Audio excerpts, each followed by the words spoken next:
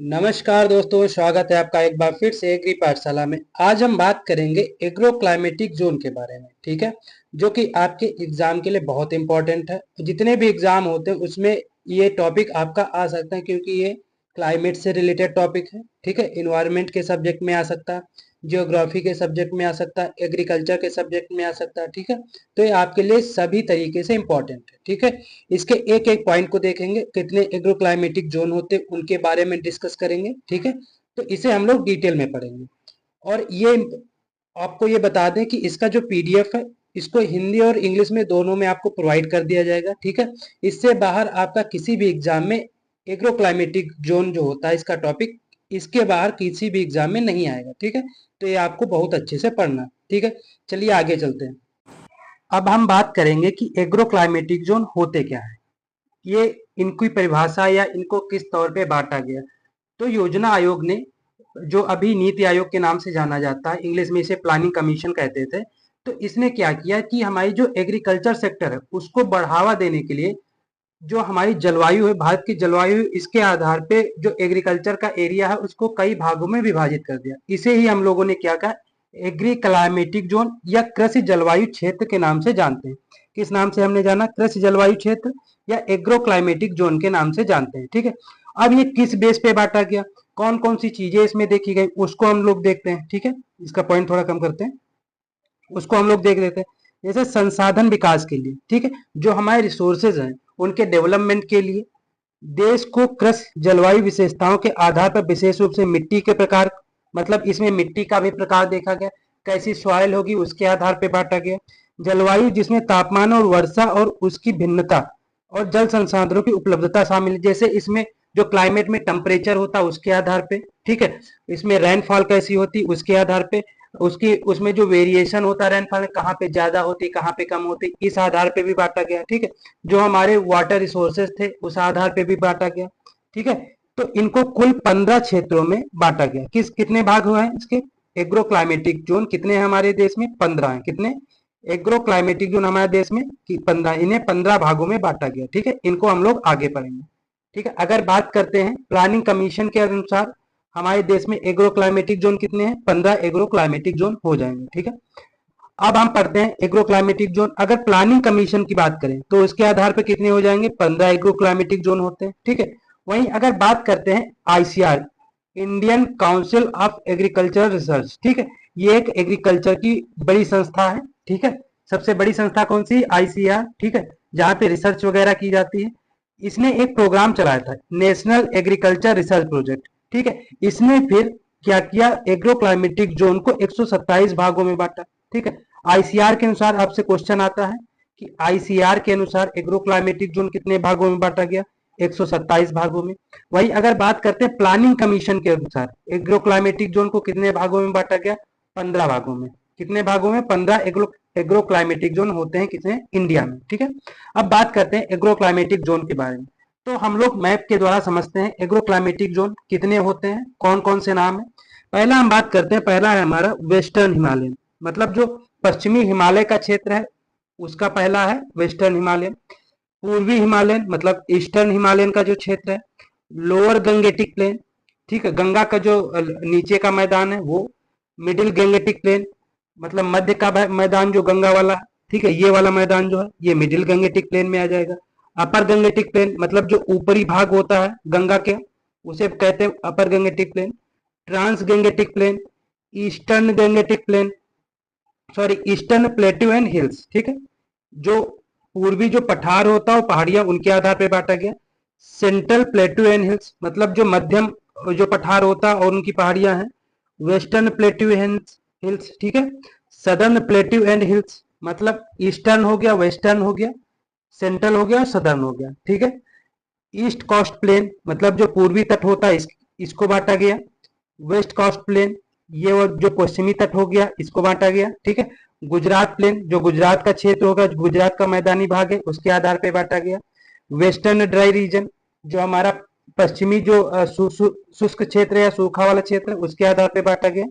और आइलैंड जो हमारा आइलैंड के आधार पे बांटा गया। तो कितने हमारे हो गए agro climatic zone, 15 agro climatic zone हो गए। कितने एग्रो क्लाइमेटिक जोन की बात करें तो कितने हो जाएंगे, 15 एग्रो क्लाइमेटिक जोन हो जाएंगे, ठीक है। किसके अनुसार? प्लानिंग कमीशन के अनुसार। किसके अनुसार? प्लानिंग कमीशन के अनुसार। अगर आईसीआर की यहीं पे बात करते हैं, अभी मैंने आपको बताया, ठीक है, आईसीआर की बात करते हैं, अभी मैंने आपको कितने एग्रो क्लाइमेटिक जोन है? 127।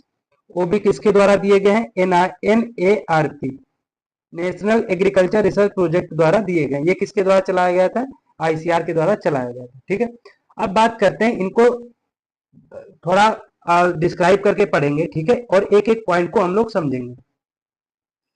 सबसे पहले हम लोग देखते हैं ऑब्जेक्टिव क्या है। एग्रो क्लाइमेटिक जोन हमने बनाया, ठीक है, लेकिन उसकी कुछ ऑब्जेक्टिव होंगे, उसकी कुछ उद्देश्य होंगे, क्यों बना रहे हैं, तो उसको हम लोग पढ़ते हैं।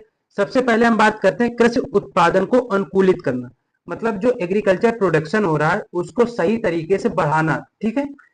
खेत की आय को बढ़ाना, जो हमारा फील्ड है, ठीक है, उससे जो हमें इनकम प्राप्त हो रही उसको हमें बढ़ाना। अधिक ग्रामीण रोजगार उत्पन्न करना। अब जब ग्रामीण क्षेत्र में एग्रीकल्चर हो रहा है तो ठीक है, तो नई नई चीजें अगर हम उसमें इन्वेंट करेंगे तो क्या होगा? उसमें क्या होगा?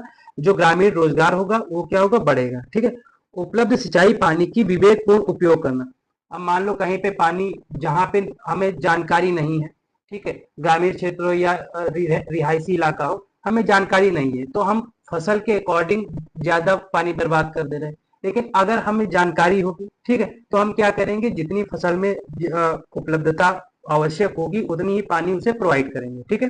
तो इसके लिए भी इसका उद्देश्य माना गया। कृषि के विकास में क्षेत्रीय विषमताओं को कम करना, ठीक है, मतलब जो रीजनल, जो उसमें भिन्नताएं होती हैं, रीजनल जो उसमें डिफरेंसेस होते हैं, उनको क्या करते हैं? कम करने के लिए एग्रो क्लाइमेटिक जोन बनाए गए हैं, ठीक है। कितने हो गए? फिर से एक बार रिपीट कर लेते हैं, 15 एग्रो क्लाइमेटिक जोन होते हैं, ठीक है। अब बात करेंगे, सबसे पहला जो हमारा एग्रो क्लाइमेटिक जोन है, क्षेत्र कौन सा है? पश्चिमी हिमालयन क्षेत्र। कौन सा है? पश्चिमी हिमालयन क्षेत्र है, ठीक है। पहला पॉइंट इसमें क्या? इसमें जम्मू कश्मीर, हिमाचल प्रदेश और उत्तराखंड के कुमाऊं गढ़वाल जिले आते हैं। तो कौन कौन से स्टेट इसमें आते हैं? जम्मू कश्मीर, हिमाचल प्रदेश और उत्तराखंड, ठीक है। ये एग्रो क्लाइमेटिक जोन का जो पहला है, वेस्टर्न हिमालयन जोन, ठीक है। जैसे इसमें हम लोग देख रहे हैं कि जो जम्मू कश्मीर का हिस्सा है, हिमाचल प्रदेश का हिस्सा है, जो यूपी का हिस्सा है, ठीक है, यूपी, सॉरी, उत्तराखंड का हिस्सा है। कौन सा? यूपी नहीं है, यूके है, ठीक है। यूके का हिस्सा, उत्तराखंड का हिस्सा है, ठीक है। तो ये तीन क्षेत्र इसमें आते हैं, किसमें? पश्चिमी हिमालय क्षेत्र में, ठीक है। अब बात करते हैं इसका दूसरा पॉइंट क्या करें। इसमें राहत में बहुत भिन्नता होती है, ठीक है। इसमें जो राहत होती है इसमें बहुत भिन्नता होती है, ठीक है। और गर्मी का मौसम हल्का, क्योंकि ठंडा क्षेत्र है तो गर्मी का मौसम क्या होगा? इसमें हल्का हो जाए।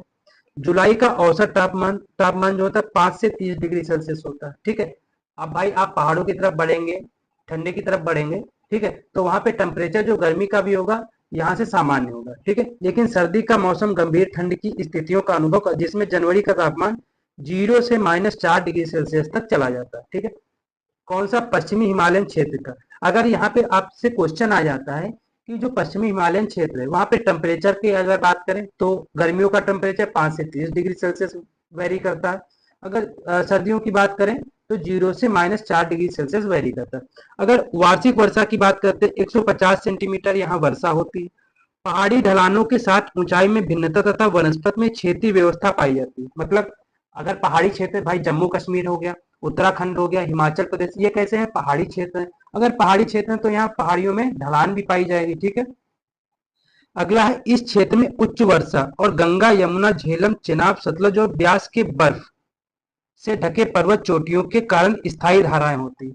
मतलब यहाँ पे जो इसका पॉइंट का मतलब ये है कि यहाँ जो पहाड़ है वो किससे ढके हुए हैं? बर्फ से ढके हुए हैं। जब बर्फ से ढके हुए हैं तो यहाँ पे जो पानी बहता रहता है वो क्या होता है?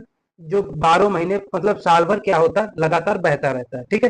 किससे बहता है? गंगा से बनता है, यमुना से बहता है, झेलम से बनता है, चेनाब से बहता है, सतलज से बहता है और ब्यास से बहता है, ठीक है। इसमें पश्चिमी हिमालयन, अगर बात करते हैं कि अगर क्वेश्चन आ जाता है कि पश्चिमी हिमालयन क्षेत्र की नदियां कौन कौन सी, तो आप इनको भी याद कर सकते हैं। ये नदियों में भी आ जाएंगी, कौन सी? गंगा, यमुना, झेलम, चेनाब, सतलज और ब्यास। वे नहरों की सिंचाई, जल और कृषि और उद्योगों के लिए सस्ती जल विद्युत प्रदान करते हैं, क्योंकि यहाँ पे जो पानी होता है लगातार बहता रहता है। अगर फसलों की बात करते हैं तो यहाँ पे मुख्य फसलें कौन कौन सी? जैसे मक्का, गेहूं, आलू और जौ, यहाँ पे मुख्य फसलें अपनाई जाती हैं। कहाँ पे? पश्चिमी इलाके में, जहाँ पे पहाड़ी इलाका है। कहाँ? कौन सी फसलें? मक्का हो गया, गेहूं हो गया, आलू हो गया और जौ हो गया, ठीक है। कुछ भागों में जैसे जम्मू कश्मीर और हिमाचल प्रदेश में तापमान वाले फलों जैसे, इसमें जो फल होते हैं जैसे हिमाचल के और जम्मू कश्मीर के सेब और नाशपाती का भी उत्पादन किया जाता है। ठीक है, तो जम्मू कश्मीर हिमाचल में फलों के आधार पर अगर बात करें तो सेब और नाशपाती मुख्यतः रूप से उगाई जाती है। ठीक है, अगर फसलों की बात करते हैं पश्चिमी हिमालयन क्षेत्र की, तो मक्का, गेहूं, आलू और जो महत्वपूर्ण फसलें मानी जाती है। ठीक है, उम्मीद है कि पहला जोन आपको समझ में आया होगा। आपको मैप भी हमने प्रोवाइड करा दिया है। ठीक है, यूपी नहीं यूके होगा, उत्तराखंड होगा। ठीक है, और ये इसका जो कंटेंट है आपको हिंदी इंग्लिश दोनों में मिलेगा। ठीक है, तो हिंदी वालों को भी दिक्कत नहीं होगी, इंग्लिश वालों को भी दिक्कत नहीं होगी। ठीक है, लेकिन हम जो बताएंगे आपको हिंदी में ही बताएंगे, थोड़ा थोड़ा इंग्लिश भी उसमें ऐड करते रहेंगे। ठीक है, तो उम्मीद करते हैं ये चीज समझ में आई होगी। अगला जोन है हमारा क्षेत्र नंबर 2। क्षेत्र नंबर 2 इसे कहते हैं पूर्वी Himalaya, eastern Himalayan region. Eastern Himalayan, जो हमारा हिमालय होता ये यहाँ से यहाँ तक फैला है। ठीक है, यहाँ से यहाँ तक फैला, तो ये जो हिमालय हो गया, क्योंकि दिशाएं हमारी क्या होती, ऐसे दिशाएं होती, ऊपर नॉर्थ होता, नीचे साउथ, पूरब इधर ईस्ट होता है और इधर वेस्ट होता है, मतलब पश्चिम और पूरब हो जाएगा। तो ये तो हमारा आ गया पूर्वी, सॉरी पश्चिमी हिमालय। अब हम बात करेंगे ईस्टर्न हिमालय, मतलब इधर के हिमालय की बात करेंगे। तो इसमें कौन कौन से रीजन आते हैं, कौन कौन से क्षेत्र आते हैं। अगर बात करते हैं तो पूर्वी हिमालय में सिक्किम आएगा।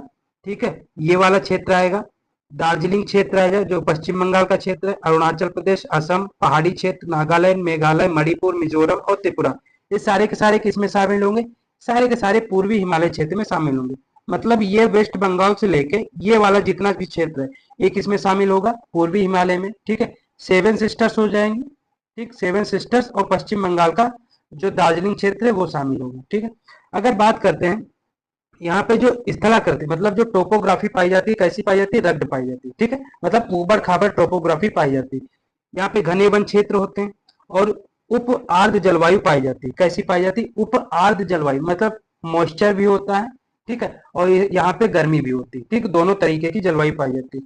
वृष्टि 200 सेंटीमीटर से अधिक होती है, मतलब जो बारिश होती है यहाँ पे कितनी होगी, 200 सेंटीमीटर से अधिक होती है। तापमान की बात करते हैं जुलाई में 25 से 33 डिग्री सेल्सियस बढ़ जाता है। ठीक है, वही जनवरी की बात करते हैं 11 से 24 डिग्री सेल्सियस टेम्परेचर औसत माना जाता है। ठीक है, अगला बात करते हैं मिट्टी भूरी होती है, मोटे परतदार और कम उर्वर होती है, मतलब फर्टाइल की बात करते हैं, कम फर्टाइल होती है। ठीक है, लगभग 1/3 खेती की भूमि में स्थानांतरित खेती जिसे झूम कहते हैं, और खाद्य फसलें मुख्य रूप से जीविका जीविका के लिए।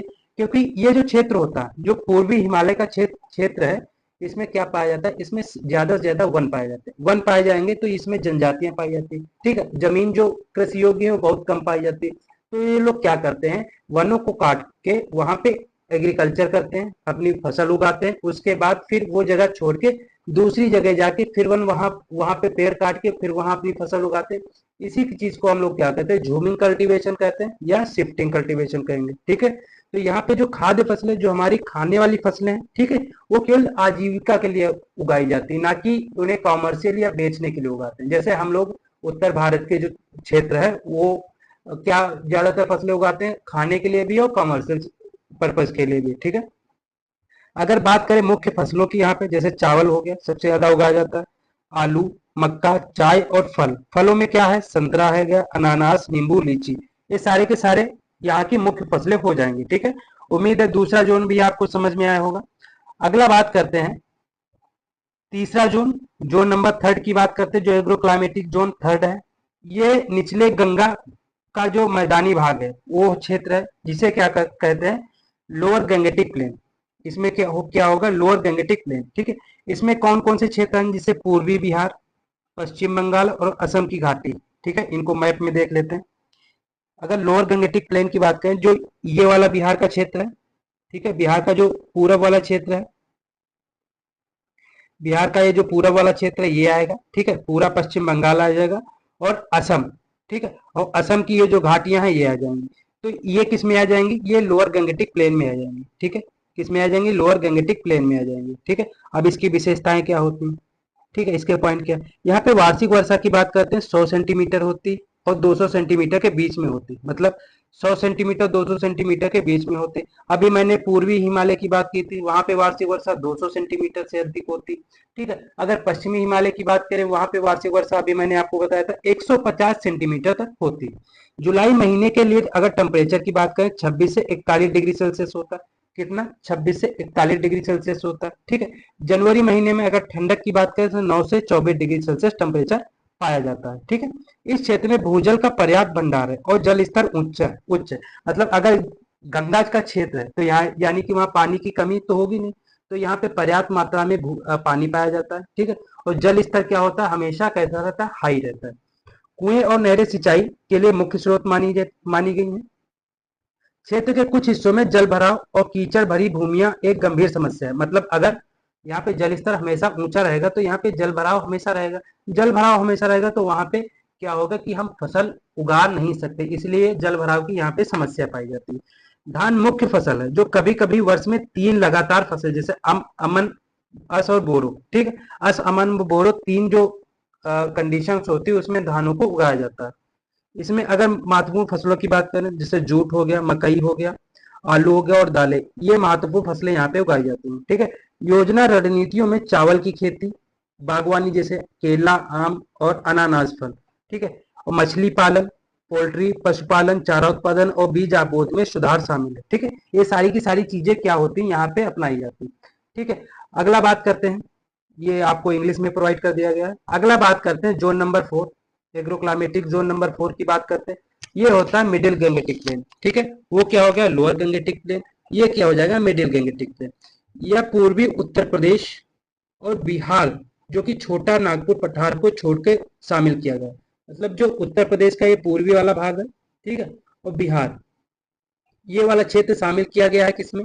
मध्य गंगेटिक प्लेन या मिडिल गंगेटिक प्लेन में। ठीक है, यह गंगा नदी और इसकी सहायक नदियों द्वारा निकाली गई उपजाऊ एलुवियल मृदा होती है। ठीक है, मतलब यहाँ पे जो गंगा होती है, ठीक है, यहाँ पे क्या होता है? यहाँ पे बहुत सारी नदियां पाई जाती है जो गंगा की सहायक नदियां होती है। ठीक है, इनसे जो एलुवियल सॉइल बनती है वहां पे जो इस जोन में पाई जाती है। ठीक है, एलुवियल सॉइल इस जोन में पाई जाती है जो कि बहुत ज्यादा उपजाऊ होती है। ठीक है, जुलाई महीने का औसत जो तापमान होता है 26 से 41 डिग्री सेल्सियस होता है। जनवरी महीने का तापमान 9 से 24 डिग्री सेल्सियस के बीच में पाया जाता है। ठीक है, वार्षिक वर्षा की बात करते हैं 100 से 200 सेंटीमीटर के बीच यहाँ पे बारिश होती है। ठीक है, इस क्षेत्र में स्थायी नदियों के रूप में भूजल और सतही प्रवाह की विशाल संभावनाएं होती।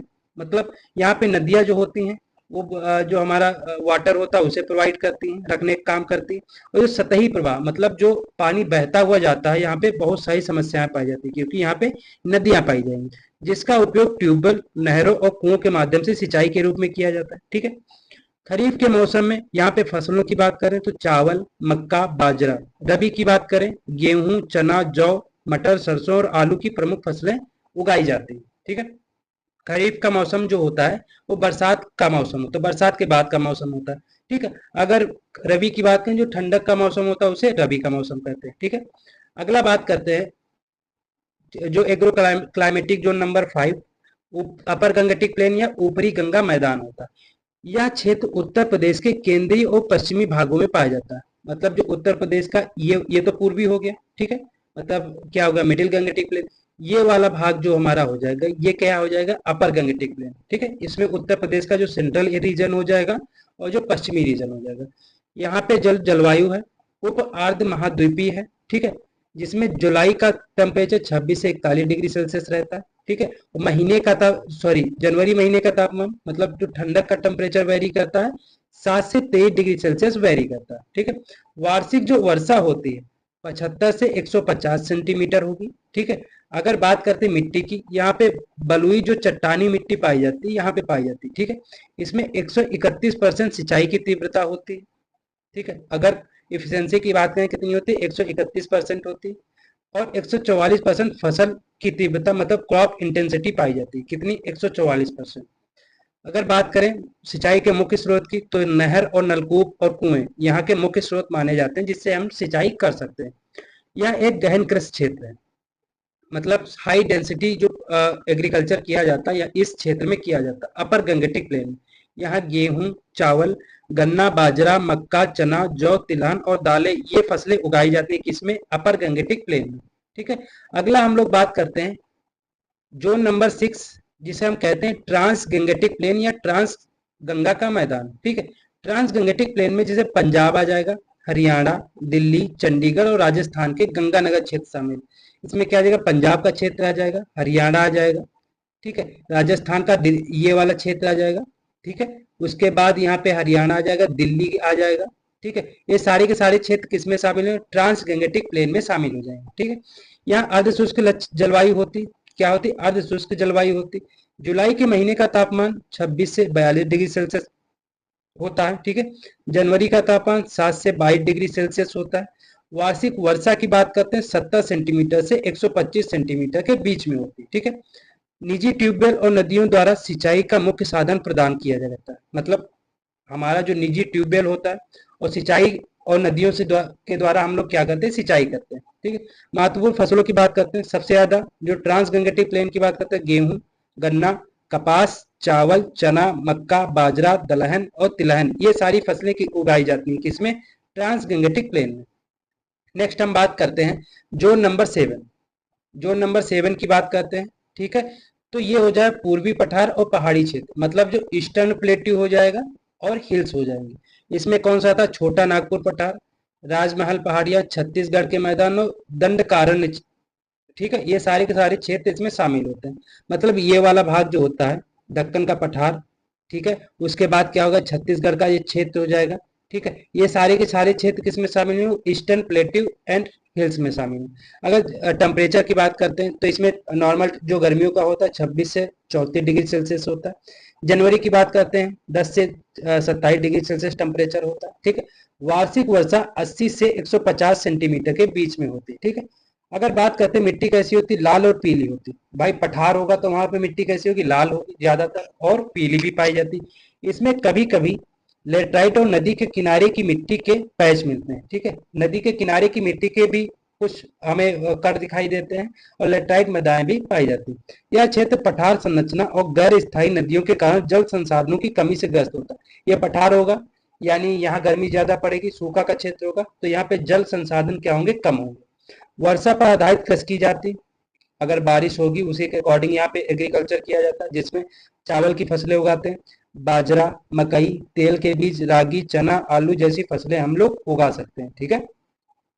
नेक्स्ट हम बात करते हैं जोन नंबर 8। जोन नंबर 8 की बात करते हैं, ये क्या है, केंद्रीय पठार और पहाड़ियों का क्षेत्र, मतलब जो सेंट्रल प्लेट्यू होता है और जो हिल्स का रीजन होता है उसके बारे में बात करेंगे। इसमें बुंदेलखंड, बघेलखंड, भंडेर पठार, मालवा का पठार और विंध्याचल पहाड़ियां शामिल होती हैं। क्या होती है, विंध्याचल पहाड़ियां शामिल होंगी, ठीक है। ये वाला जो पठार होता है, ये वाला जो क्षेत्र होता है, ये होता है हमारा केंद्रीय पठार और पहाड़ियों का क्षेत्र, ठीक है। इसमें जलवायु पश्चिमी भाग में अर्ध रेगिस्तानी से लेकर पूर्वी भाग में उप आर्द्र होती है, ठीक है। जुलाई के महीने का टेम्परेचर कितना होता है, अगर जुलाई के महीने के टेम्परेचर की बात करें 26 से 40 डिग्री सेल्सियस होता है, ठीक है। जनवरी के टेम्परेचर की बात करते हैं 7 से 24 डिग्री सेल्सियस टेम्परेचर पाया जाता है, ठीक है। औसत वर्षा की बात करते हैं 50 से 100 सेंटीमीटर यहाँ पे एवरेज रेनफॉल पाई जाती है, ठीक है। मिट्टी कैसी होती है, मिश्रित लाल होती है, मतलब रेड कलर की होगी, पीली होगी और काली होगी, तीनों प्रकार की मिट्टी पाई जाती है किसमें, सेंट्रल प्लेटू में। जो बाजरा, चना, जौ, गेहूं, कपास, सूरजमुखी आदि फसलें उगाती है, कैसी, जिसमें हम लोग क्या उगा सकते हैं, बाजरा को उगा सकते हैं, चना को उगा सकते हैं, जौ को उगा सकते हैं, गेहूं को उगा सकते हैं और सूरजमुखी को उगा सकते हैं, ठीक है। इस क्षेत्र में जल संसाधनों की कमी होती है, ठीक है। इसमें क्या होगा, इसमें जल संसाधनों की क्या होती है, कमी पाई जाती है, ठीक है। नेक्स्ट हम लोग बात करते हैं, अगला हमारा जो जोन है एग्रो क्लाइमेटिक जोन है, जोन नंबर 9, पश्चिमी पठार और पहाड़ी क्षेत्र। मतलब इसका क्या है, जो वेस्टर्न प्लेट्यू होता है और हिल्स होती है उसके क्षेत्र की बात करते हैं। या मालवा का पठार, दक्कन का पठार जो महाराष्ट्र में आता है और दक्षिणी भाग शामिल होता है, ठीक है। मतलब ये जो महाराष्ट्र का जो रीजन होता है, ठीक है, ये जो महाराष्ट्र का रीजन होता है, ठीक है, ये वाला रीजन इसमें शामिल होता है जो पश्चिमी पठार के रूप में बोला जाता है। अगर टेम्परेचर की बात करें तो इसमें जुलाई का टेम्परेचर 24 से 41 डिग्री सेल्सियस होता है, जनवरी का टेम्परेचर 6 से 23 डिग्री सेल्सियस माना जाता है, ठीक है। वार्षिक वर्षा की बात करते हैं 25 से 75 सेंटीमीटर वार्षिक वर्षा होती। शुद्ध बोई गई भूमि का क्षेत्र लगभग 65% होता है, ठीक है। अगर हम बात करते हैं नेट कल्टीवेटेड एरिया कितना होता है, 65% होता है। वनों का क्षेत्र केवल 11% होता है, यहाँ पे वन कितने पाए जाएंगे, 11% पाए जाएंगे। केवल 12.4% क्षेत्र सिंचित होता है। अगर हम इरिगेटेड एरिया की बात करते हैं कितना होता है, 12.5% होता है लगभग, ठीक है। इसमें फसलों की बात करते हैं तो ज्वार, कपास, गन्ना, चावल, बाजरा, गेहूं, चना, दालें, आलू और मूंगफली, तिलहन मुख्य फसलें उगाई जाती है। अगर हम फलों की बात करते हैं तो यहाँ संतरे, अंगूर और केले प्रमुख रूप से उगाए जाते हैं, ठीक है। नेक्स्ट हम लोग बात करते हैं जोन नंबर 10, ठीक है। इसका नाम क्या है, सदर्न प्लेटियो हिली क्षेत्र। क्या होता है सदर्न प्लेटियो, मतलब दक्षिणी पठार और पहाड़ी क्षेत्र, ठीक है। इसमें महाराष्ट्र, कर्नाटक, पश्चिमी आंध्र प्रदेश और उत्तरी तमिलनाडु शामिल होता है। मतलब ये तमिलनाडु का उत्तरी एरिया, ठीक है, उत्तरी एरिया तमिलनाडु का। कर्नाटक, महाराष्ट्र, जो महाराष्ट्र होता है, ठीक है, महाराष्ट्र स्टेट है, कर्नाटक हो जाएगा, ठीक है, और आंध्र प्रदेश, ये सारे के सारे शामिल होंगे किसमें, सदर्न प्लेटियो एंड हिल्स में, ठीक है। इसका टेम्परेचर की बात करते हैं 26 से 42 डिग्री सेल्सियस टेम्परेचर होता है, जबकि जनवरी के माह का टेम्परेचर 13 से 21 डिग्री सेल्सियस इसका वैरी करता है, ठीक है। वार्षिक वर्षा 50 से 100 सेंटीमीटर के बीच में होती है। जलवायु कैसी होती है, अर्ध शुष्क होती है, ठीक है, अर्ध शुष्क होगी। इसमें केवल 50% भूमि पर खेती की जाती है, ठीक है, 50% ऐसे छोड़ दी जाती है। 81% सूखा खेती होती है, ठीक है, और फसल की तीव्रता 111% होती है। क्रॉप इंटेंसिटी कितनी होती है, 111%। अभी मैंने आपको बताया था जो हमारा लोअर गंगेटिक, सॉरी, जो हमारा मिडिल गंगेटिक प्लेन था वहां पे इंटेंसिटी कितनी थी, 144% थी। कितनी थी, 144% थी, ठीक है। कम मूल्य वाले अनाज और छोटे बाजरा प्रमुख है। यहाँ पे फसलों की बात करें तो कर्नाटक पठार की पहाड़ियां, ढलानों पर कॉफी और चाय और इलायची मसाले एक उगाए जाते हैं। कहाँ पे, कर्नाटक के पठार जो होते हैं उनकी पहाड़ियों पे कौन कौन सी फसलें उगाई जाती हैं, चाय, इलायची, कॉफी और मसाले। अगला बात करते हैं जोन नंबर 11, ठीक है, एग्री क्लाइमेटिक जोन का नंबर 11 की बात करते हैं तो पूर्वी तट मैदान और पहाड़ी क्षेत्र, मतलब जो ईस्टर्न प्लेट, सॉरी, ईस्टर्न जो कोस्ट प्लेन है, जो ईस्टर्न कोस्ट है, मतलब जो पूर्वी तट है, ये जो पूर्वी हमारा तट हो गया, ठीक है, और जो इसके पहाड़ी क्षेत्र है उनकी बात करते हैं। यह क्षेत्र कोरमंडल और उत्तरी सरकार को शामिल करता है। भारत और महत्वपूर्ण तटीय क्षेत्र होते हैं, जितने भी स्टेट आते हैं तट पे वो सारे के सारे इसमें शामिल होंगे। यह जलवायु उप अर्ध नम समुद्री है। इसमें मई और जनवरी के टेम्परेचर की बात करते हैं 26 से 32 डिग्री सेल्सियस हो जाएगा, ठीक है। वही अगर बात करते हैं जनवरी की तो 20 से 29 डिग्री सेल्सियस टेम्परेचर इसमें मिलता है, ठीक है। अगर वार्षिक वर्षा की बात करते हैं तो 75 से 150 सेंटीमीटर यहाँ पे वार्षिक वर्षा मिलेगी, ठीक है।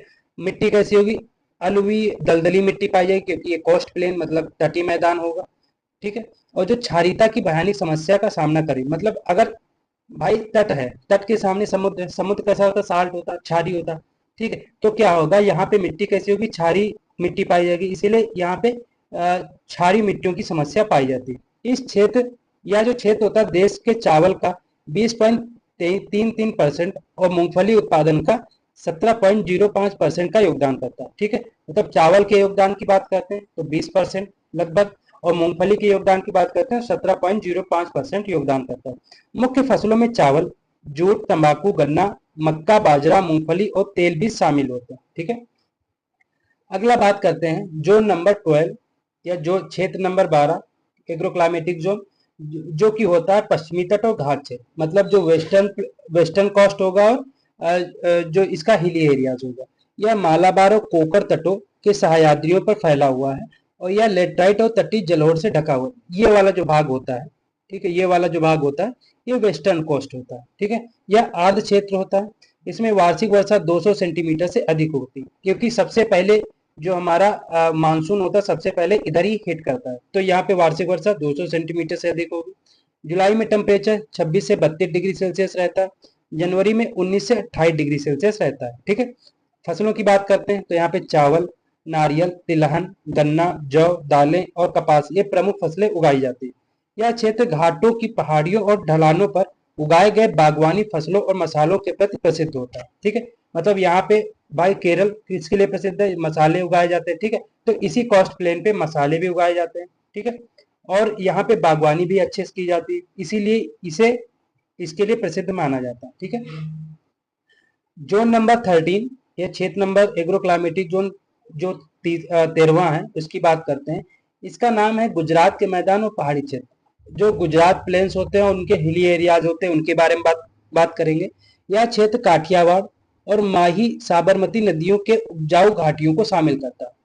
ठीक है, जो काठियावाड़ का जिला है, क्षेत्र है, जो उसको क्या बोलते हैं गुजरात में, ठीक है, और जो माही नदी है और साबरमती नदी, उसके जो उपजाऊ घाटियां हैं उनको शामिल करता है। यह एक शुष्क और अर्ध शुष्क क्षेत्र है। ठीक है, इसमें वार्षिक वर्षा 50 से 100 सेंटीमीटर होती है। ठीक है, जुलाई में टेम्परेचर की बात करते हैं 26 से 42 डिग्री सेल्सियस टेम्परेचर रहता है। जनवरी में 13 से 29 डिग्री सेल्सियस टेम्परेचर माना जाता है। मिट्टी पठार क्षेत्र में रेगुर होती है। पठार क्षेत्र में क्या होती है? रेगुर होती। तटीय मैदानों पर लवड़ीय और जामनगर में लाल और पीली मिट्टी पाई जाती है। ठीक है, मूंगफली, अगर फसलों की बात करते हैं, फसल मूंगफली, कपास, चावल, बाजरा, तेल, गेहूं, तंबाकू, ये जो फसलें होती है प्रमुख रूप से उगाई जाती है। ठीक है, नेक्स्ट हम बात करते हैं जोन नंबर 14 या क्षेत्र नंबर 14 की बात करते हैं। यह अरावली पर्वत और इसका नाम क्या है? पश्चिमी शुष्क क्षेत्र। ठीक है, वेस्टर्न जो ड्राई एरिया है उसकी बात करते हैं। यह अरावली पर्वत के पश्चिम राजस्थान को शामिल करता है। ठीक है, जो अरावली पर्वत होता है उसका जो पश्चिमी क्षेत्र है, पश्चिम राजस्थान, उसको शामिल करता है। यह गर्म रेतीले डिजर्ट, अनियमित वर्षा, जिसमें वार्षिक वर्षा 25 सेंटीमीटर से कम होती है।